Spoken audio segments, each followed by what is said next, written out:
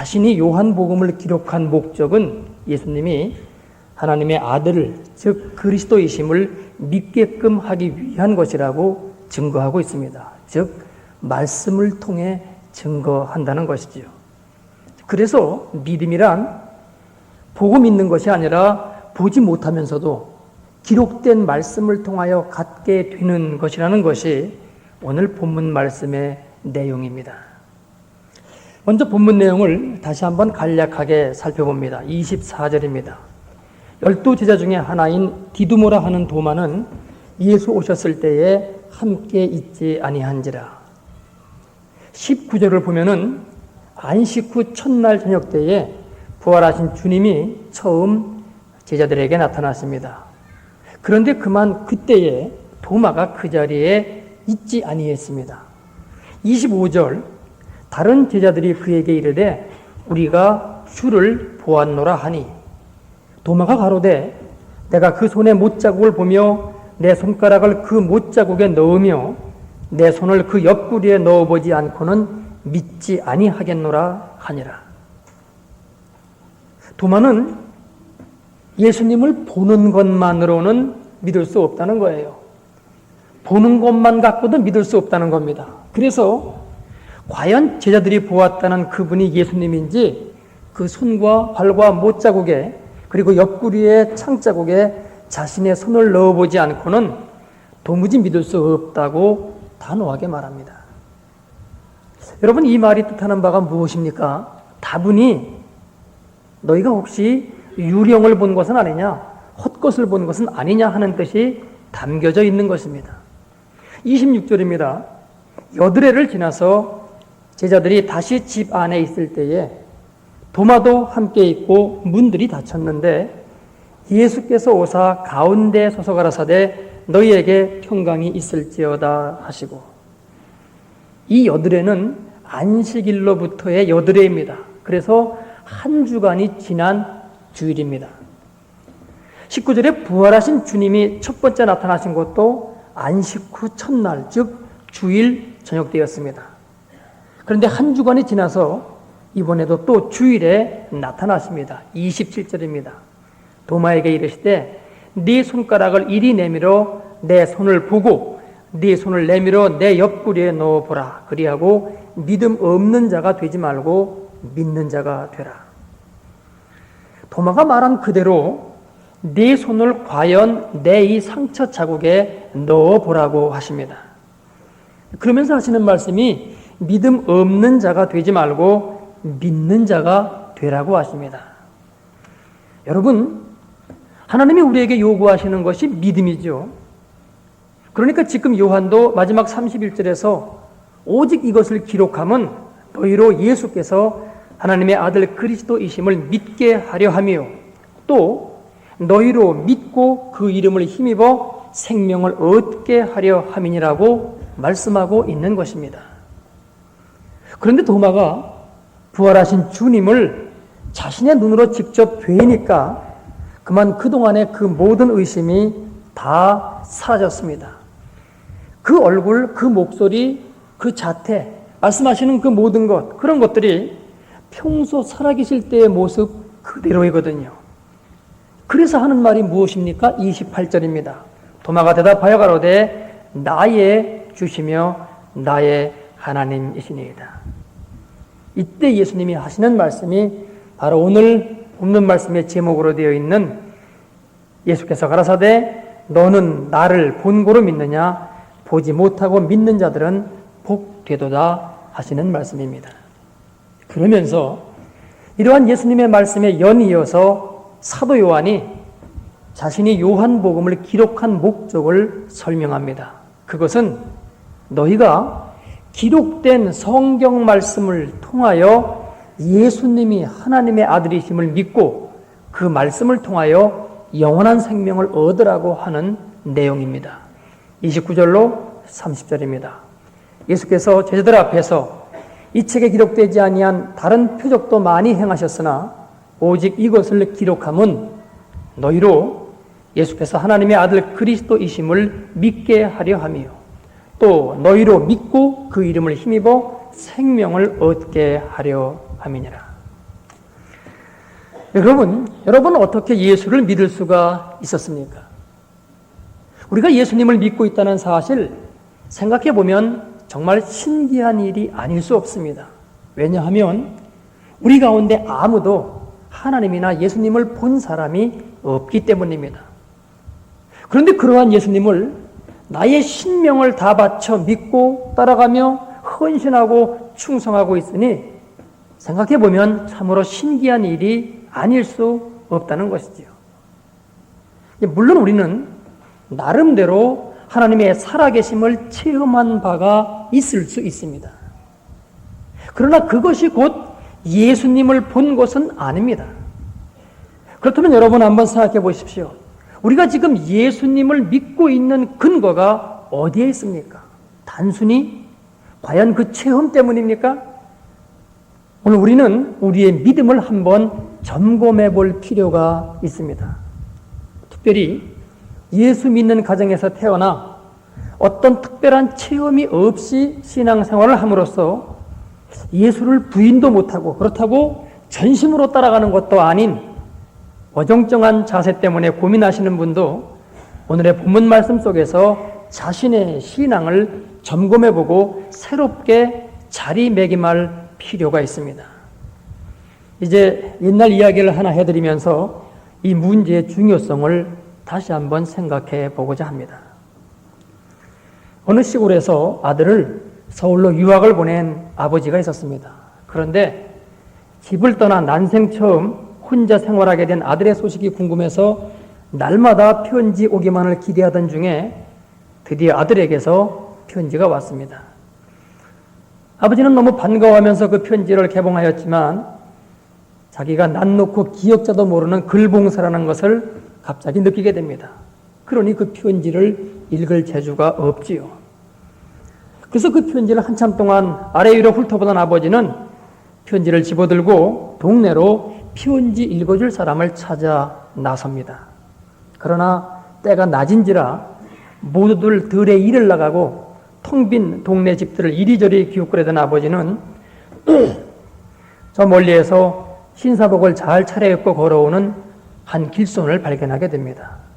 그의 차림새로 보아 틀림없이 신학문을 한 사람으로 여겨서 그는 젠걸음으로 그에게 다가가서 공손히 절을 하고 말을 건넵니다. 선생님, 바쁘시겠지만 이 편지를 좀 읽어주십시오. 아들놈이 서울로 공부하러 가서 처음 보내온 편지인데 원 낯 놓고 기억자도 모르니 읽을 수가 있어야지요. 그는 부끄러운 모습으로 머리를 극적거리면서 그 신사에게 청혼합니다. 그런데 그 편지를 받아들고 한참 동안 아래 위로 훑어보던 신사의 눈에서 굴달한 눈물이 뚝뚝 떨어지는 겁니다. 이 아버지는 속으로 깜짝 놀라며 생각합니다. 아니, 얼마나 슬픈 사연이 적혔길래 저렇게 남이 눈물을 흘리는 것일까? 이 아버지는 그런 생각이 드니까 속에서 북받치는 울음을 참을 길이 없어서 드디어 목을 놓고 울기 시작했습니다. 그것을 신호로 해서 그 길손도 더욱 소리 높여서 울기를 시작했습니다. 두 사람이 길 한복판에서 서로 붙들고 서럽게 울고 있는데 어떤 사람이 그 앞길을 지나가다가 그 모양을 보고는 자기도 그 옆에 가서 목을 놓아 함께 울기를 시작했습니다. 세 사람이 엉엉 울고 있는 거죠. 한참을 그렇게 울던 아버지는 울어도 까닭이나 알고 울어야 되겠다고 생각이 되어서 울먹이는 목소리로 그 시인사에게 묻습니다. 여보시오 시인사 양반, 울어도 까닭이나 알고 옵시다. 도대체 얼마나 슬픈 사정이 적혔길래 그렇게 울기부터 하십니까? 그랬더니 이 시인사가 아주 멋쩍은 표정으로 이렇게 대답하는 겁니다. 글쎄 말입니다. 나도 그것을 몰라서 옵니다. 왜 내가 진작 글을 못 배웠던고 그것이 후회되고 서러워서 그냥 눈물이 쏟아졌습니다. 여러분 듣고 보니 참 어이없는 얘기죠. 그 아버지는 기가 막힌 얼굴로 그 신사를 쳐다보다가 이번에는 그 울음에 가담한 또 한 사람에게 그 우은 까닭을 묻습니다. 이 신사 양반은 그래서 울었다 손치고 당신은 왜 울었습니까? 그랬더니 이 길손이 연구스러운 태도로 이렇게 말하더라는 겁니다. 나는 두 분이 하도 서럽게 울길래 여기가 울고 가는 길목일 줄 알고 울었지. 여러분 지금 우리가 웃었습니다마는 여러분은 어떻게 예수를 믿게 되었습니까? 부모님을 따라 어려서부터 교회에 나왔으니까요. 친구의 권유로 따라 나왔죠. 하나님의 살아계심을 체험해서요. 예수 믿고 천국에 가기 위해서요. 이런 등등의 여러분 각자 나름대로 대답할 말이 있을 겁니다. 그리고 그러한 것들은 여러분 자신에게는 절실하고 또한 타당한 변일 수 있습니다. 그러나 그것이 과연 객관적인 답이 될 수 있을는지, 즉 성경적으로 맞는 답인지 하는 것에 대하여는 우리가 한번 점검해 볼 필요가 있는 것입니다. 왜냐하면 만일 이와 같은 우리의 믿음의 변이 하나님 앞에 타당하지 않다고 한다면 우리야말로 우는 이유도 모르면서 남이 우니까 여기가 울며 가는 길목인 줄 알고 따라 우는 그런 바보 같은 모습으로 신앙생활을 하는 꼴이 될 것이기 때문입니다. 사도행전 16장을 보면은 바울이 빌립보에서 감옥에 갇히는 장면이 나옵니다. 그날 밤 바울과 실라가 옥중에서 기도하며 찬미할 때에 지진이 나며 옥토가 흔들리더니만 옥문이 열리며 죄인들을 메어놓았던 것까지도 다 풀어집니다. 간수가 자다가 깨어보니 옥문이 다 열렸어요. 그 당시 로마의 법은 죄수를 놓치면 그 호송관이나 아니면 간수가 대신 죽임을 당하는 것이 그들의 법이었습니다. 그래서 죄수들이 다 달아났다고 판단한 이 간수가 자결하려고 할 때에 옥중에서 바울이 크게 소리 지르지요. 네 몸을 상하지 말라. 우리가 다 여기 있노라. 그때 간수가 바울과 실라 앞에 엎드리며 묻습니다. 선생들아, 내가 어떻게 하여야 구원을 얻으리까? 그때 그 유명한 성경 구절이 바울의 입을 통하여 나옵니다. 주 예수를 믿으라. 그리하면 너와 네 집이 구원을 얻으리라. 여러분, 이 말씀이 유명한 것은 오늘날도 많은 전도자들을 통해서 또한 우리들을 통해서 이 말씀이 전도에 사용되고 있기 때문입니다. 그러나 곰곰이 생각해 보면 사실 이 말 자체는 애매한 말입니다. 왜냐하면 예수를 믿으라고만 했지 어떻게 믿는 것이 예수를 믿는 것인지 설명이 되지 않고 있기 때문입니다. 정말이지 바울이 이 구절을 이 말만으로 끝냈다고 하면은 예수를 믿고 구원받는다고 하는 것이 그 내용에 들어가서 상당히 애매모호한 그런 내용이 될 수밖에 없었는데 성경에 보면은 바울이 이 말만으로 끝내지를 않습니다. 주 예수를 믿으라. 그리하면 너와 네 집이 구원을 얻으리라 하고 주의 말씀을 그 사람과 그 집의 모든 사람에게 전하니라 하여서 주님의 말씀을 전해 주었다고 기록되어 있습니다. 즉 예수를 믿는다는 것이 무엇이냐 하는 그 내용에 대해서 예수님이 하신 말씀으로 그것을 가르쳐 주었다는 것입니다. 그렇습니다. 오늘날 우리가 어떤 체험이나 경험을 통하여 예수님을 믿었다 손치더라도 예수 믿는 바른 길을 알 수 있는 것은 말씀에 있지 다른 것에 있지 않습니다. 제 아무리 기이한 굉장한 체험을 하였다 하더라도 심지어 죽었다가 다시 살아났다 할지라도 그것이 곧 예수 믿는 것의 내용은 아니란 말입니다. 믿음의 그 내용, 실제는 말씀 자체에 있지 체험에 있지 않기 때문입니다. 물론 체험이 어떤 사람을 말씀으로 인도할 수 있습니다. 그러나 체험 자체가 믿음은 아닙니다.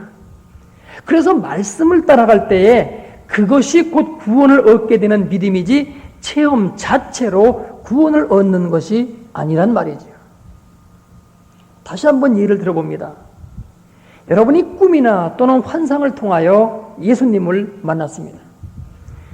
사실 우리는 아무도 예수님을 보지 못했기 때문에 그분이 예수님인지 누구인지 알 수 없습니다만 그러나 성령의 감동으로 그분이 예수님인 것을 알았다고 하십시다. 이제 그 다음 할 일이 무엇입니까? 나는 예수님을 만났다? 그분은 진짜 살아계시다라는 그 말만 매일 반복하고 있을 겁니까? 그것도 중요합니다만은 그러나 당신이 만난 그 예수님은 어떤 예수님이십니까? 예수님이 살아계심을 증거하였으면 그 다음에는 그 예수님이 어떤 분인지를 증거해야 하지 않겠습니까? 그런데 그것은 말씀을 통하여서만 알 수 있다는 말입니다. 누가복음 16장을 보면은 부자와 거지 나사로에 대한 이야기가 나옵니다. 예수님이 직접 말씀하신 내용이지요. 부자는 매일 연회를 베풀며 즐기던 자였고, 나사로는 개들이 그 헌대를 핥으며 부자의 상에서 떨어지는 것을 먹던 자였습니다. 둘 다 죽은 후 장사되었는데, 거지 나사로는 천국에, 그리고 부자는 지옥에 갑니다. 거기에 세 종류의 대화가 나옵니다. 그 첫 번째는 부자가 나사로의 손끝에 물을 찍어서 자기 목을 죽여달라는 것입니다. 그때 아브라함으로 표기되고 있는 하나님의 대답은 그것이 원천적으로 불가능하다는 대답과 함께 너는 살았을 때 좋은 것을 받았고 나사로는 고난 가운데 있었으니 이것을 기억하라고 합니다. 우리가 여러분 기억해야 될 구절입니다. 두 번째는 그러면 나사로를 다시 땅으로 보내서 내 형제 5명에게 이곳에 오지 않도록 하게 해달라는 부탁입니다. 그러자 하나님의 대답은 저희에게 모세와 선지자들이 있으니 그들에게 들을지니라 하는 대답입니다. 사실 모세와 선지자들은 이미 죽고 없지요. 결국 이 말은 모세와 선지자들의 글이 기록되어 있는 성경 말씀을 가리키는 말씀입니다. 이때 부자가 마지막으로 한 번 더 말하는데 의역하면 이런 내용입니다. 그렇지 않습니다. 그들이 성경 말씀을 믿지 않는 것은 죽은 자 가운데서 이곳을 경험하고 나서 다시 가서 증거한 사람이 없기 때문입니다. 그러니 만일 죽은 자 중에서 다시 살아나 저희들에게 가 증거하면 그들이 다 믿을 것입니다. 이렇게 말합니다.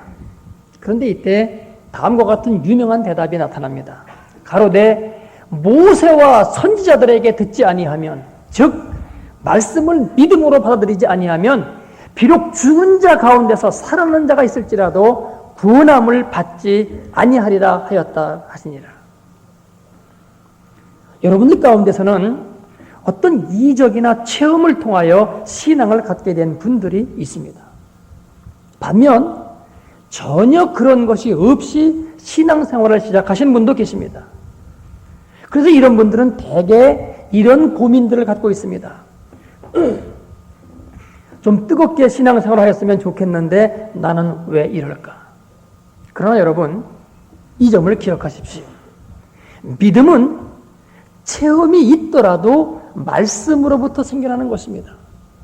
또 체험이 없더라도 말씀으로부터 생겨나는 것입니다. 그래서 말씀을 믿지 아니하면 제 아무리 큰 체험을 하였다 하더라도 믿음은 생겨나지 않습니다. 제가 처음 하나님의 살아계심을 알고 그때 제가 기도원에 자주 다니고 있었는데 그 기도원에서 어떤 청년을 만났습니다. 그런데 그 청년은 어떤 집회에서 신유 집회를 참석했던 것 같아요. 안진뱅이가 일어나고 병자가 낫는 것을 직접 아주 여럿을 보았단 말입니다. 그런 얘기를 쭉 해요. 내가 보았다고. 근데 그 사람이 말하는 내용은 믿음의 내용이 아닙니다. 그냥 보았다는 내용이지 그래서 내가 하나님께 그런 내용이 아니더란 말이죠. 여러분 지난번 인도네시아 김한일 목사님 오셔서 말씀하셨던 거 기억납니까? 우리 소정교회의 김두모 목사님, 원로 목사님이시죠. 그 목사님이 젊었을 때 경북지방 시골에서 목회하실 때 이야기라고 그때 말씀하셨죠.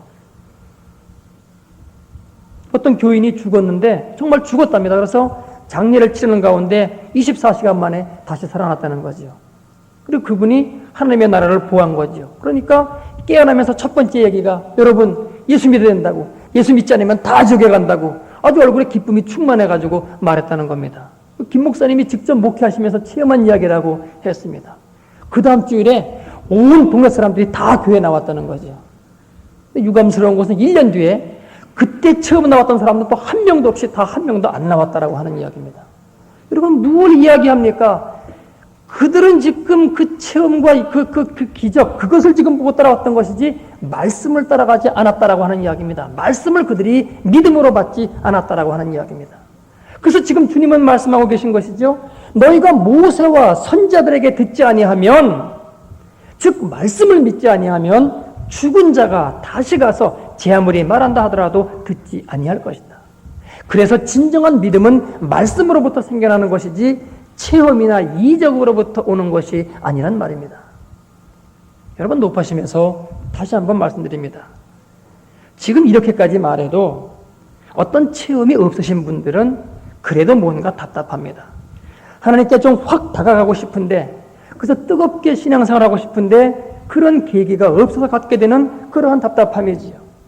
물론 어떤 체험을 가진 분들은 말씀 가운데 들어가기가 쉬운 것이 사실입니다. 그러나 한번 이렇게 생각해 보십시오. 이런 체험을 통하여 신앙을 갖게 된 분들은 양해하고 들어주십시오. 믿음은 그리스도의 말씀을 들음으로 생겨나는 것이라고 성경은 분명히 그리고 누누이 말씀하고 있습니다. 그런데 오죽 안 믿으면 하나님이 이런 체험을 주시겠습니까? 말씀만으로는 믿지를 않으니까 그렇게 체험을 통해서라도 말씀으로 들어오도록 믿음을 주시려고 하시는 거지요. 그러니 어떤 체험이 없다고 해서 그것이 하나님이 여러분을 사랑하지 않는 증거도 아니고, 어떤 체험이 있다고 해서 하나님이 여러분을 특별히 더 사랑하는 증거도 아니란 말입니다. 자, 이제 누가복음에 나타나고 있는 예를 한 가지 더 보겠습니다. 예수님이 부활하신 주일 오후에 제자 2명이 엠마오를 향해 가고 있었습니다. 그들은 예수님이 부활하셨다는 것을, 그 말을 그날 아침 2명의 여인으로부터 들었습니다. 그러나 그 말이 믿어지지가 않아서 슬픔에 쌓인 채 엠마오를 향해서 가고 있는 중입니다. 그런데 이때 부활하신 주님이 그들에게 오셔서는 묻습니다. 너희가 길 가면서 서로 주고받는 이야기가 무엇이냐? 그때 둘 중에 하나인 글로바가 대답하지요. 당신이 예루살렘에 우거하면서 그일 거기서 된 일을 홀로 알지 못하느냐? 그러면서 예수님의 죽음과 그리고 그분이 부활하였다고 여인들이 말한 것을 설명합니다. 그러나 믿을 수 없다는 거죠.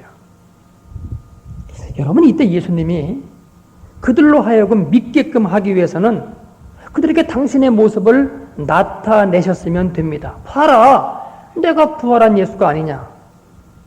그런데 예수님은 그렇게 하지 아니하십니다. 그들과 함께 가면서 이렇게 말씀하십니다.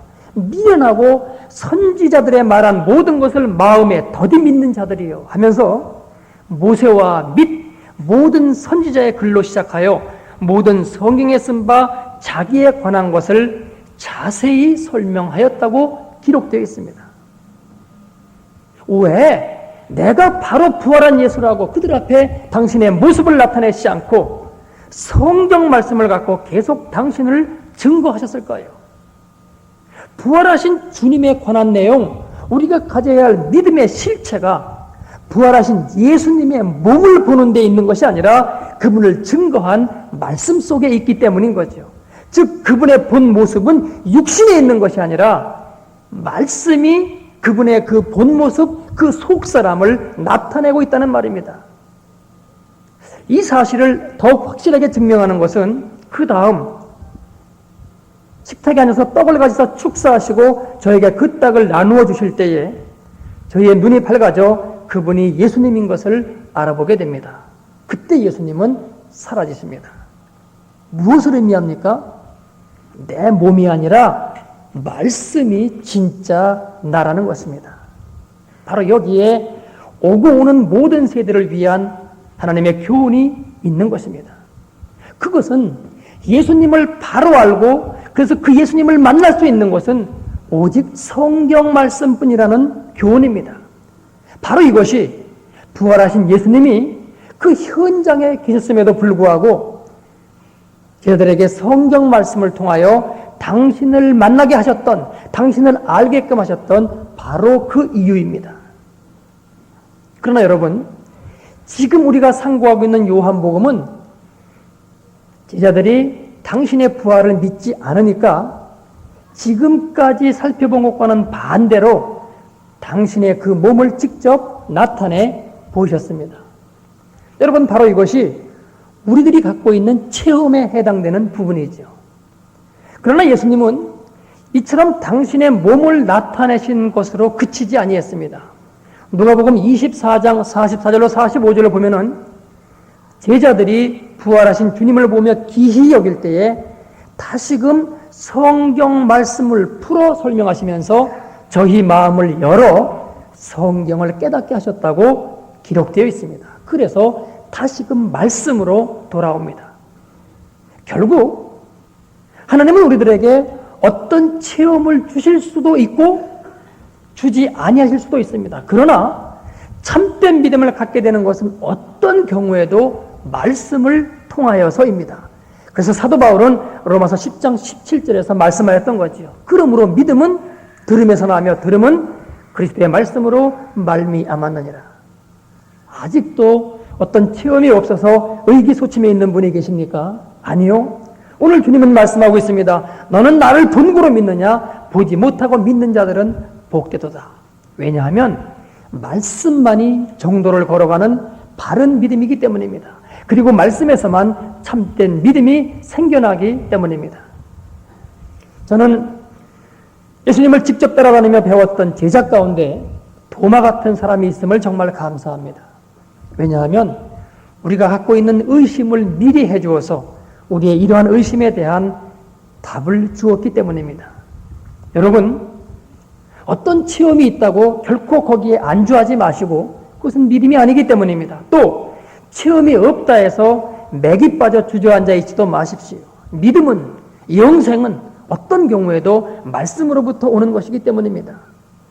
예수님을 믿는다 하면서도 그 내용이 말씀대로의 믿음이 아니면 그 사람은 구원받을 수 없음을 우리는 직시해야 됩니다. 말씀을 진실로 믿게 되기 전의 체험은 어느 사람에게는 있고 또 어느 사람에게는 없을 수 있습니다. 그런데 어떤 경우에도 말씀을 믿기 시작하면 그때는 그 말씀을 믿음으로 인한 체험이 한 명의 예외도 없이 믿는 그 누구에게나 다가옵니다. 기독교를 체험의 종교라고 하는 것은 바로 이러한 관점에서 체험의 종교라고 하는 것입니다. 그러므로 여러분 용기를 내십시오. 체험이 있는 분도 없는 분도, 믿음이 크신 분도 적은 분도, 믿음이 있는 분도 그리고 없는 분도 모두 다 용기를 내십시오. 말씀 자체가 우리에게 구원의 믿음을 주기 때문입니다. 그래서 우리도 믿고 받아들이는 것입니다. 그때 우리에게 구원의 생명이 들어옵니다. 보지 않고도 능히 믿는 복된 저와 여러분이 될 수 있기를 바랍니다. 기도하겠습니다. 하나님 아버지 참으로 감사합니다. 말씀 주심을 감사하고 또 말씀을 볼 때 우리가 깨달을 수 있는 은혜를 베푸셨음을 감사합니다.